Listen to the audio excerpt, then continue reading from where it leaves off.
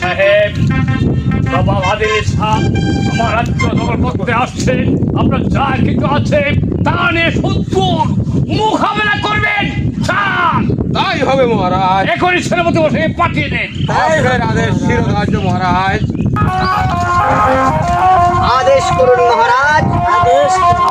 সেনাপতি বিক্রম সেন আমাদের রাজ্য আক্রমণ করতে আসছে। নবাব আদিল শাহ, তুমি কি জানো? মহারাজ, আমি সবই আপনার মুখ থেকে শুনছি। আমার রক্ত এখন তীব্র করে দিচ্ছে। আপনার আদেশ করুন মহারাজ। বিলম্ব না করে এখনই তুমি সেই সন্তানদের উপর ঝাঁপিয়ে পড়ো। তাই হবে মহারাজ, যাচ্ছি মহারাজ। এখন বিক্রম সিংহের আহতগত শক্তি এবার বুঝতে পারবে। চলো আমরা ঝাঁপিয়ে পড়ি শত্রুর উপর। তাই যাচ্ছি।